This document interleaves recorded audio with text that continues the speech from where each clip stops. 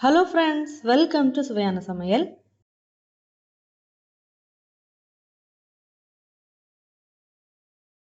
ஒரு கடாய் எடுத்துக்கோங்க.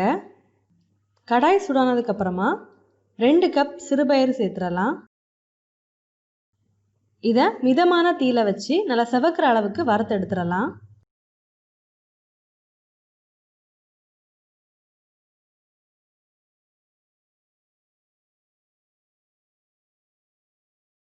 பாருங்க, இத நல்லாவே செவக்குற அளவுக்கு வறுத்து எடுத்தாச்சு. இப்போ இத ஒரு பாத்திரத்துல மாத்தி வச்சிரலாம். இப்போ இந்த கடாயில 2 கப் துருவிய தேங்காய் சேர்த்துறலாம். தேங்காவையும் மிதமான தீயில வச்சு நல்லா செவக்குற அளவுக்கு வறுத்து எடுத்துறலாம்.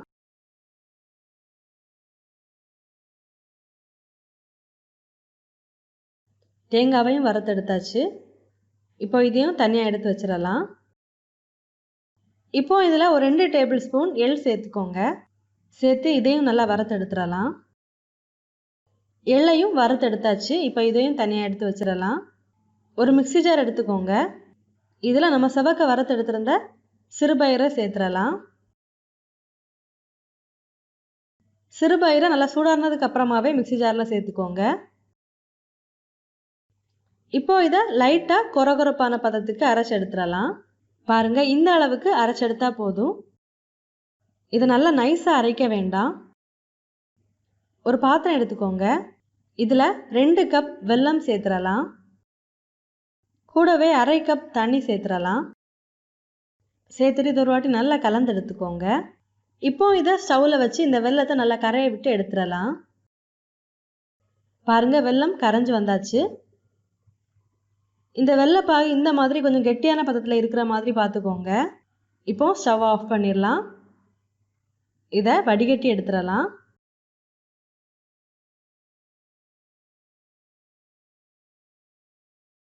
வடிகட்டி எடுத்தாச்சு. ஒரு பாத்திரம் எடுத்துக்கோங்க. இதில் நம்ம பொடிச்சு எடுத்திருந்த சிறுபயிரை சேர்த்துடலாம். இது கூடவே நம்ம வறுத்து எடுத்திருந்த தேங்காவையும் சேர்த்துடலாம். கூடவே வறுத்து எடுத்து வச்சிருந்த எள்ளையும் சேர்த்துடலாம். அரை டீஸ்பூன் ஏலக்காய் தூள் சேர்த்துடலாம். கூடவே 1 டீஸ்பூன் சுக்கு தூளும் சேர்த்துடலாம். ஒரு வாட்டி இதை நல்லா மிக்ஸ் பண்ணி எடுத்துடலாம். இதில் நம்ம சேர்த்துருக்கிற ஏலக்காய் தூளும் சுக்குத்தூளும் ஒரு நல்ல ஃப்ளேவரை கொடுக்கும். இதை நல்லா கலந்து எடுத்தாச்சு. இப்போ நம்ம எடுத்து வச்சிருக்கிற வெள்ளைப்பாகை இதில் கொஞ்சம் கொஞ்சமாக சேர்த்து ஒரு ஸ்பூனால் நல்லா கலந்து விட்டுக்கோங்க. வெள்ளைப்பாகு சூடாக இருக்கும்போதே சேர்த்துக்கோங்க.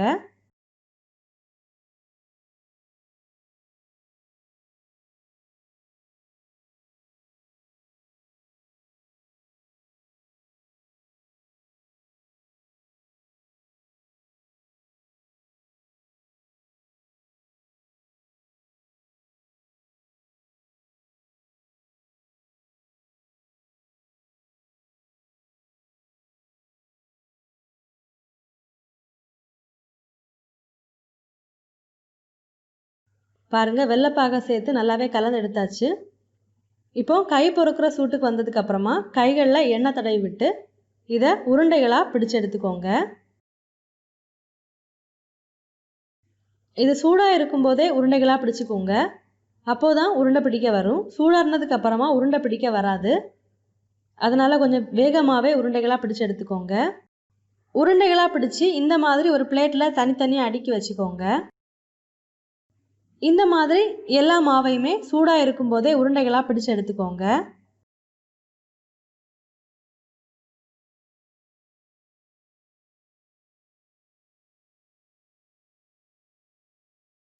பாருங்க, எல்லாத்தையுமே உருண்டைகளாக பிடிச்சு எடுத்தாச்சு. பாருங்க, இந்த மாதிரி உருண்டைகளாக பிடிச்சு எடுத்ததுக்கு அப்புறமா இது ரொம்பவே சாஃப்டான பதத்தில் இருக்கும். இந்த உருண்டைகள் நல்லா கெட்டியான பதத்துக்கு வர்றதுக்காக இதை 1 மணி நேரம் அப்படியே விட்டுறலாம். இதை 1 மணி நேரம் அப்படியே விட்டு எடுத்தோம் அப்படின்னா தான் இது பிரிஞ்சு போகாமல் நல்லா கெட்டியாகி கிடைக்கும். பச்சரிசியை 2 மணி நேரம் தண்ணியில் ஊற விட்டு தண்ணியை வடிகட்டி மிக்ஸி ஜாரில் போட்டு நல்லா பொடிச்சு எடுத்துக்கோங்க. இப்போ ஒரு பாத்திரம் எடுத்துக்கோங்க. இதில் 1.25 கப் பச்சரிசி மாவு சேர்த்துடலாம். 2 டேபிள் ஸ்பூன் மைதா மாவு சேர்த்துடலாம். கூடவே கொஞ்சமாக உப்பு சேர்த்துடலாம். கூடவே ஒரு அரை டீஸ்பூன் மஞ்சள் தூள் சேர்த்துக்கோங்க. சேர்த்துட்டு ஒரு வாட்டி நல்லா கலந்து விட்டுறலாம். இப்போ இதில் கொஞ்சம் கொஞ்சமாக தண்ணி சேர்த்து இந்த மாவை கட்டி இல்லாமல் கலந்து எடுத்துக்கோங்க. பாருங்கள், இந்த மாவை கெட்டி இல்லாமல் கலந்து எடுத்தாச்சு. இந்த மாவோட பதம் பார்த்திங்கன்னா அந்த உருண்டைகள் மேலே ஒட்டுற பதத்துக்கு இருக்கணும். பாருங்கள், இந்த உருண்டைகளை 1 மணி நேரம் அப்படியே விட்டு எடுத்தாச்சு. இப்போ இந்த உருண்டைகள் நல்ல கெட்டியான பதத்தில் தான் இருக்குது. ஒரு கடாயில் எண்ணெய் சேர்த்து எண்ணெயை நல்லா சூடு பண்ணிக்கோங்க. எண்ணெய் சூடானதுக்கு அப்புறமா நம்ம எடுத்து வச்சிருக்கிற உருண்டைகளை இந்த மாவில் போட்டு எண்ணெயில் சேர்த்துடலாம். எண்ணெயில் போடும்போது கொஞ்சம் கவனமாக போடுங்க.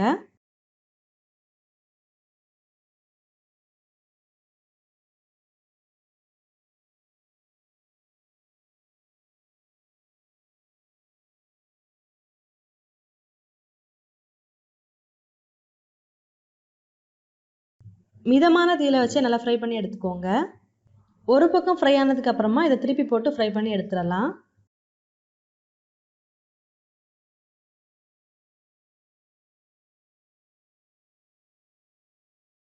முந்திரி கொத்துக்கள் நல்லாவே ஃப்ரை ஆகி வந்தாச்சு. இப்போ இதை எடுத்துடலாம்.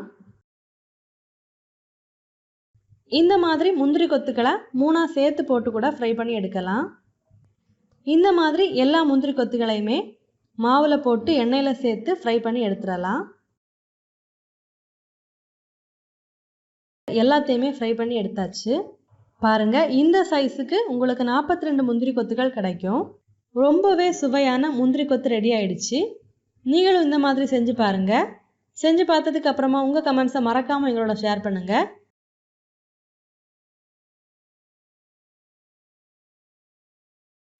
ஒரு பாத்திரம் எடுத்துக்கோங்க. இதில் 4 முட்டையை உடைச்சி சேர்த்துடலாம்.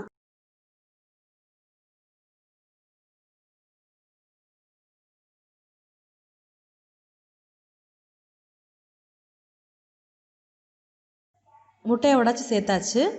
இப்போ இது கூடவே 2½ கப் சர்க்கரை சேர்த்துடலாம். நீங்கள் உங்கள் இனிப்பு சுவைக்கு ஏற்ற மாதிரி சேர்த்துக்கோங்க. இந்த முட்டையும் சர்க்கரையும் சேர்த்து நல்லா கலந்து எடுத்துடலாம். இந்த சர்க்கரையை நீங்கள் ஒரு மிக்ஸி ஜாரில் போட்டு நல்லா பொடிச்சு கூட இதில் சேர்த்துக்கலாம். இது நல்லாவே கலந்து எடுத்தாச்சு. இப்போது இதில் கெட்டியான தேங்காய் பால் சேர்க்கலாம். நான் இதில் அரை கப் கெட்டியான தேங்காய் பால் சேர்த்துருக்கேன். சேர்த்து நல்லா கலந்து எடுத்துடலாம். பச்சரிசியை ஒரு 2 மணி நேரம் தண்ணியில் ஊற விட்டு நல்லா நைஸாக பொடிச்சு அந்த மாவை நல்லா சலிச்சு எடுத்துக்கோங்க. இப்போ இதில் பச்சரிசி மாவை கொஞ்சம் கொஞ்சமாக சேர்த்து நல்லா கட்டி இல்லாமல் கலந்து எடுத்துடலாம்.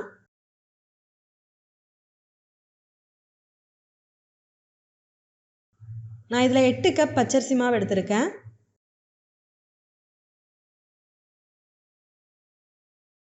மாவு நல்லா கெட்டியாகும் போது கொஞ்சமாக தேங்காய் பால் சேர்த்து நல்லா கலந்து எடுத்துக்கோங்க. பாருங்கள், எல்லா மாவையுமே சேர்த்து நல்லா கலந்து எடுத்தாச்சு. இந்த மாதிரி கட்டி இல்லாமல் நல்லா நைஸான பதத்துக்கு கலந்து எடுத்துக்கோங்க. இந்த மாவோட பதம் பார்த்திங்கன்னா இந்த மாதிரி நல்லா மெலிசாக இருக்கணும். அப்போ தான் அச்சில் மாவு நல்லாவே ஒட்டும். இந்த பதத்தில் எடுத்துக்கோங்க. இப்போது இந்த மாவை ஒரு 2 மணி நேரம் அப்படியே ஊற விட்டுறலாம். இது அப்படியே இருக்கட்டும். மாவை நல்லாவே ஊற விட்டு எடுத்ததுக்கப்புறமா ஒரு கடாயில் தேவையான அளவு எண்ணெயை சூடு பண்ணிக்கோங்க. இந்த எண்ணெயில் அச்சையும் சேர்த்து நல்லா சூடு பண்ணிக்கோங்க. அச்சு நல்லா சூடானதுக்கு அப்புறமா தான் நீங்கள் அச்சு முறுக்கு செய்ய ஆரம்பிக்கணும். இந்த அச்சு நல்லா சூடானாதான் இந்த அச்சில் மாவு ஒட்டும். அச்சு முறுக்கும் ரொம்பவே சூப்பராக வரும். அதனால் இந்த அச்சை நல்லாவே சூடு பண்ணிக்கோங்க. பாருங்கள், மாவு இந்த மாதிரி நல்லா மெலிசான பதத்தில் இருக்கணும். அச்சு நல்லா சூடானதுக்கு அப்புறமா இந்த அச்சோட 3/4 அளவுக்கு மாவில் போட்டு எண்ணெயில் சேர்த்துடலாம்.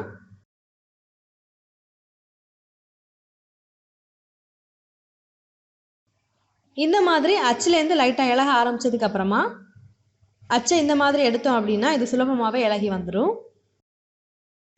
ஒரு பக்கம் ஃப்ரை ஆனதுக்கு அப்புறமா இதை திருப்பி போட்டு ஃப்ரை பண்ணி எடுத்துக்கோங்க.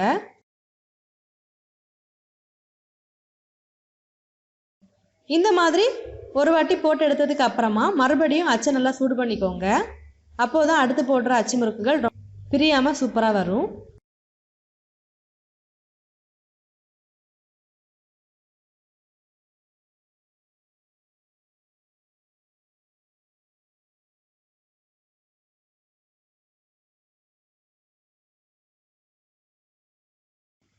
இந்த அச்சை இந்த மாதிரி மாவில் எடுத்து போட்டதுக்கு அப்புறமா இந்த அச்சில் உள்ள எண்ணெய் இந்த மாவில் படிஞ்சிருக்கும். அதை இந்த மாதிரி ஒரு ஸ்பூனால் நல்லா கலந்து விட்டுக்கோங்க. அப்போது தான் அடுத்த வாட்டி போடும்போது இந்த அச்சில் மாவு ஒட்டும். இந்த மாதிரி ஒவ்வொரு வாட்டியும் செஞ்சுக்கோங்க. ஒவ்வொரு வாட்டி போட்டு எடுத்ததுக்கு அப்புறமா அச்சை நல்லா சூடு பண்ணதுக்கு அப்புறமாவே அடுத்ததாக மாவில் போட்டு எடுத்துக்கோங்க. அப்போதான் எல்லா அச்சு முறுக்குகளும் பிரியாமல் சூப்பராக வரும். இந்த மாதிரி எல்லாத்தையுமே போட்டு எடுத்துடலாம். பாருங்கள், ரொம்பவே சுவையான அச்சு முறுக்கு நம்ம வீட்டிலே ரெடி ஆகிடுச்சு. பாருங்கள், இது ரொம்பவே கிறிஸ்பியாக இருக்குது. ரொம்பவே சுவையான அச்சு முறுக்கு ரெடி ஆகிடுச்சு. நீங்களும் இந்த மாதிரி செஞ்சு பாருங்கள். செஞ்சு பார்த்ததுக்கு அப்புறமா உங்கள் கமெண்ட்ஸை மறக்காமல் எங்களோட ஷேர் பண்ணுங்கள்.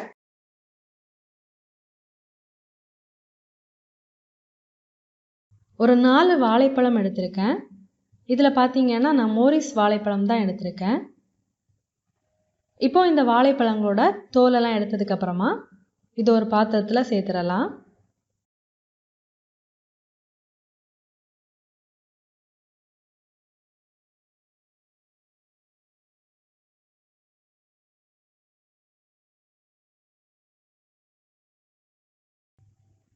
இப்போ இந்த வாழைப்பழங்களை இந்த மாதிரி நல்லா மசிச்சு எடுத்துக்கோங்க.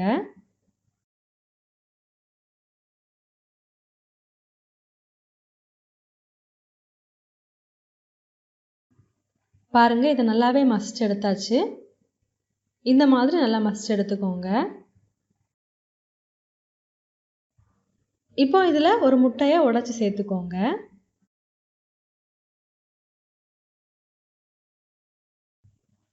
முட்டை சேர்த்ததுக்கப்புறமா இந்த மாதிரி நல்லா கலந்து எடுத்துக்கோங்க.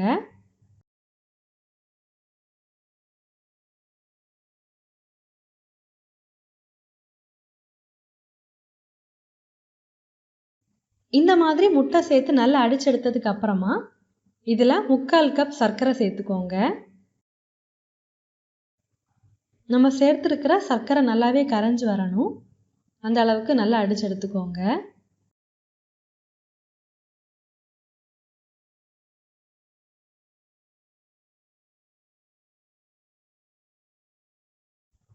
பாருங்கள், சர்க்கரை சேர்த்து நல்லாவே கலந்து எடுத்தாச்சு.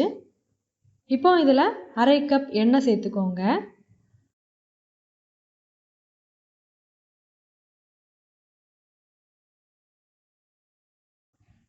எண்ணெயும் சேர்த்ததுக்கு அப்புறமா இந்த மாதிரி நல்லா கலந்து எடுத்துக்கோங்க.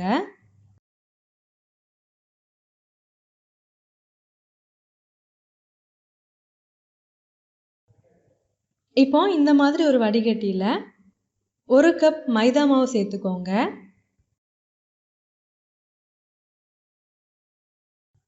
கூடவே 1 டீஸ்பூன் பேக்கிங் பவுடர் சேர்த்துக்கோங்க. ஒரு 1/2 டீஸ்பூன் பேக்கிங் சோடா சேர்த்துக்கோங்க. கூடவே ஒரு 1/4 டீஸ்பூன் உப்பு சேர்த்துக்கோங்க. இதெல்லாம் சேர்த்ததுக்கப்புறமா இதை நல்லா சலிச்சு எடுத்துக்கோங்க.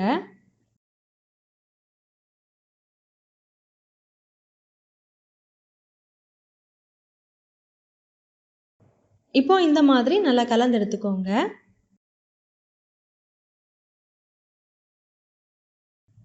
இந்த மாதிரி ஒரே டைரக்ஷனில் மிக்ஸ் பண்ணுங்க.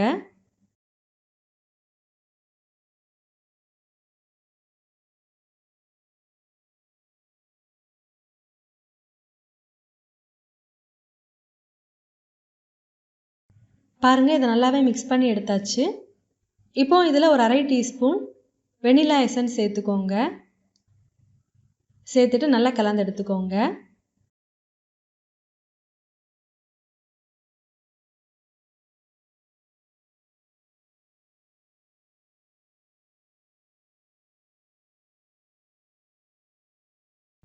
இப்போ இந்த மாதிரி ஒரு இட்லி பாத்திரத்தில் தண்ணி சேர்த்து நல்லா சூடு பண்ணிக்கோங்க.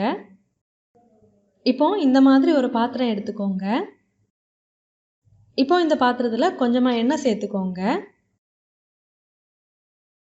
இந்த எண்ணெயை எல்லா இடமும் படுற மாதிரி நல்லா தடவி எடுத்துக்கோங்க. எல்லா இடமும் படுறது மாதிரி எண்ணெயை நல்லாவே தடவி எடுத்தாச்சு. இப்போ இதில் கொஞ்சமாக மைதா மாவு சேர்த்துக்கோங்க. இந்த மாதிரி எல்லா இடத்துலையும் மாவு வர்றது மாதிரி நல்லா தட்டி எடுத்துக்கோங்க. பாருங்கள், மாவு எல்லா இடத்துலையும் படுறது மாதிரி நல்லாவே பரப்பி எடுத்தாச்சு. இப்போ இந்த பாத்திரத்தில் நம்ம ரெடி பண்ணி எடுத்திருந்த மாவை சேர்த்துக்கோங்க.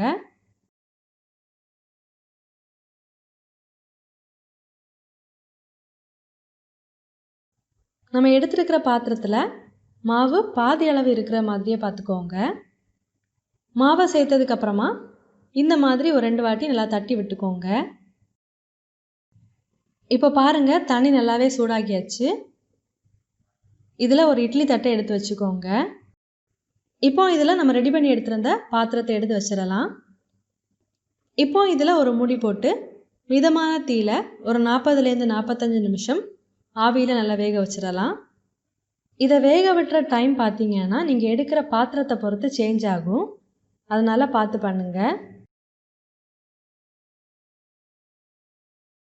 பாருங்கள், ஒரு 45 நிமிஷம் இதை ஆவியில் நல்லாவே வேக வச்சாச்சு. இப்போ இதை ஓப்பன் பண்ணி பார்க்கலாம். பாருங்கள், கேக் நல்லாவே உப்பி வந்திருக்கு.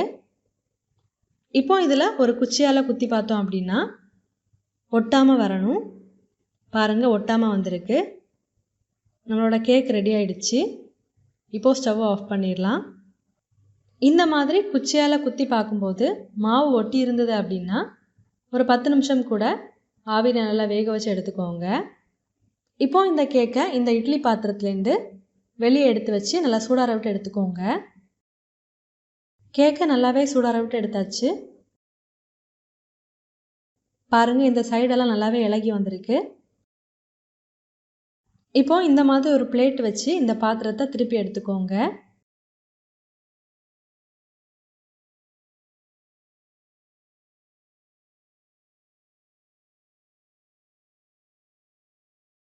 கேக்கை திருப்பி எடுத்துடலாம். பாருங்கள், கேக் ரொம்பவே சூப்பராக வந்திருக்கு. இப்போ இந்த கேக்கை கட் பண்ணிடலாம்.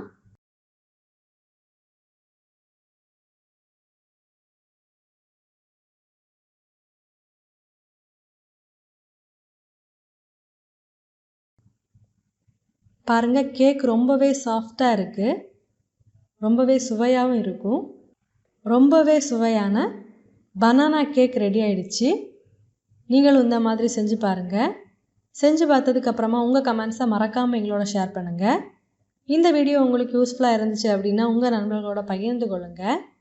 நீங்கள் இன்னும் நம்ம சுவையான சமையல் சேனலை சப்ஸ்கிரைப் பண்ணலைன்னா மறக்காமல் சேனலை சப்ஸ்கிரைப் பண்ணிக்கோங்க. இந்த மாதிரி சுவையான ஒரு ரெசிபியோட நான் உங்களை சந்திக்கிறேன். அது வரைக்கும் சுவையாக சமைங்க, சுவையாக சாப்பிடுங்க. நன்றி.